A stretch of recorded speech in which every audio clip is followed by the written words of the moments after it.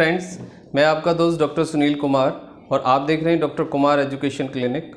I hope आप सब अच्छे होंगे। और ड्यूरिंग द कोविड आजकल पूरे देश के अंदर कोरोना क्राइसिस है और कोविड-19 से एक मेडिकल इमरजेंसी है, लोग बहुत ज़्यादा परेशान हैं।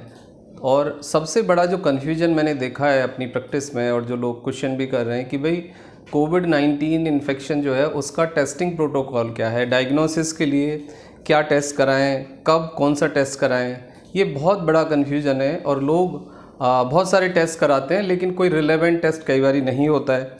बहुत सारे वो कई बार ब्लड टेस्ट करा लेते हैं लेकिन उसमें कुछ नहीं समझ आता है। तो सबसे पहले हमें स्टेप बाय स्टेप समझना होगा कि हम कैसे सिम्टम्स को समझें, क्या टेस्ट कराएं और कौन सा टेस्ट कब कराएं, ये बहुत इंपॉर्टेंट बात है। तो उसको स्टार्ट करने से पहले मैं आप सबसे एक रिक्वेस्ट करूंगा कि ये एक साइंटिफिक चैनल है जिसमें हम साइंटिफिक प्रोटोकॉल के अकॉर्डिंग ही आपको एजुकेशन देते हैं और पूरा हम जो प्रोटोकॉल है मेडिकल साइंस का वो फॉलो करते हैं। तो साइंटिफिक नॉलेज के लिए और कन्फ्यूजन से बचने के लिए आप ये चैनल सब्सक्राइब करें और दोस्तों के साथ शेयर करें और आइकन बेल हिट करें। आई होप कि आप ये पूरा वीडियो देखेंगे, अंडरस्टैंड करेंगे और फ्रेंड के साथ शेयर करेंगे। और जो आपको ये डे बाई डे कन्फ्यूजन है कोविड-19 टेस्टिंग के बारे में, वो आज आपका इस वीडियो के माध्यम से हम दूर करेंगे। तो सबसे पहली बात है कि फर्स्ट डे जब आपको फीवर, थ्रोट पेन या वीकनेस या मल्टीपल जॉइंट पेन या हेडेक स्टार्ट होता है तो आपको कोई टेस्ट कराने की ज़रूरत नहीं है। आप सबसे पहले पैरासीटामोल स्टार्ट कर दीजिए 650 मिलीग्राम यदि आप एडल्ट हैं तो, और अच्छे से पानी पीजिए, यानी liquid diet 70% liquid diet immediately आप शुरू कर दीजिए, जिसमें गर्म पानी, जिसमें आप सूप पिएँ, जिसमें आप नारियल पानी पिएँ और अच्छे से आप हरी सब्जियाँ खाएँ, फ्रूट्स खाएँ, वेजिटेबल लें और प्रॉपरली रेस्ट करें। लेकिन यदि आपको 3 डेज़ कंप्लीट हो गए हैं और थ्रॉट के अंदर आपको कंजेशन लगता है, थ्रॉट पेन होता है, सॉर थ्रॉट होता है, नोज़ में आपको पोस्ट नेजल रिब यानी नाक बंद है या नाक बह रही है, तो इसका मतलब है कि आपको नेज़ल कैविटी में और ओरल कैविटी में यानी नाक के लेवल पे और गले के लेवल पे टिश्यू का मतलब सेंसिटिव हो गया है टिश्यू, उधर वायरल लोड हो सकता है। तो अब आप RT-PCR करा सकते हैं। RT-PCR का सही तरीका है कि आप 4th या 5th डे RT-PCR करें।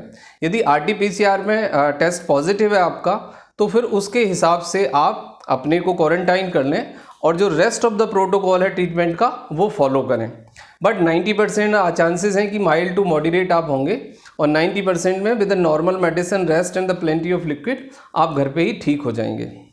अब इसके बाद आता है कि यदि RT-PCR आपका नेगेटिव आ गया है और आपको सिम्टम्स हैं कंटिन्यूस और कंटिन्यूस परेशानी हो रही है, तो फिर अब सेकेंड लाइन टेस्टिंग क्या हो सकती है। एक पहला ऑप्शन है कि RT-PCR आप 3 दिन के बाद दोबारा रिपीट करा सकते हैं और उसमें आप एंटीजन देख सकते हैं, RT-PCR देख सकते हैं। यदि फिर भी आपको दोबारा से ये सब नेगेटिव आता है तो 5th डे या 6th डे आप ESR यानी CBC और CRP क्वांटिटिव करा सकते हैं।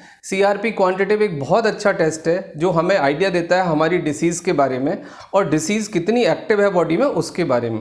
यदि CRP आपका मोर देन 10 है तो आपको माइल्ड टू मॉडरेट कोविड-19 हो सकता है। यदि आपका CRP 25 से अबव है तो आपको मॉडरेट कोविड-19 है, थोड़ा सा ध्यान रखने की ज़रूरत है।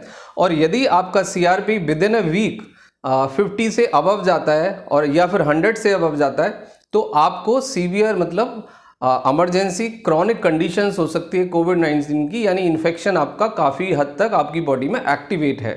तो उसको आपको क्लिनिकली ध्यान रखना होगा। हो सकता है कि आपको ऑक्सीजन या हॉस्पिटल की या डॉक्टर के कंटिन्यूस सुपरविज़न की ज़रूरत पड़े। इसके बाद आता है कि यदि इस लेवल पे भी नहीं होता है तो एक डी डाइमर टेस्ट होता है, वो आप देख सकते हैं। डी डाइमर की भी रीडिंग यदि आपकी बढ़ी आती है तो आपको कोविड-19 आप कंफर्म हो जाएंगे। तो CRP, ESR और डी डाइमर ये कंफर्मेटरी टेस्ट होंगे आपके लिए। लेकिन कई बार ये देखा जाता है कि CRP इमीडिएटली नहीं बढ़ता है, ESR और डी डाइमर भी इमीडिएटली नहीं बढ़ता है और लगभग 1 वीक गुजर चुका होता है। पेशेंट को क्रॉनिक कफ होता है, चेस्ट में पेन होता है, परफोरेशन होती है, उसका पल्स रेट बढ़ता है, उसे स्वेटिंग आती है और उसे सांस लेने में तकलीफ होती है और वीकनेस बहुत बढ़ जाती है और ऑक्सीजन लेवल डिप कर जाता है। तो उस कंडीशन में आपको इमीडिएटली या तो चेस्ट एक्सरे या चेस्ट का CT MRI कराना होगा, जिसमें कि चेस्ट की एग्जैक्टली कंडीशन पता लगेगी कि आपको नमूनिया है, एलर्जिक ब्रोंकाइटिस है, या कोई और दूसरा रेस्पिरेटरी इन्फेक्शन है, या कोविड-19 इन्फेक्शन है, जिसमें आपको देखना पड़ेगा कि ब्लिस्टर्स हैं, पैच बने हैं, या पस फॉर्मेशन बहुत ज़्यादा हो रहा है, या परफोरेशन बहुत ज़्यादा है। तो ये सब कंडीशंस देख के आपकी लंग्स की देन वी मेक एश्योर कि आपको कोविड-19 है या नहीं, एंड देन ट्रीटमेंट फिर अकॉर्डिंग उसके होगा।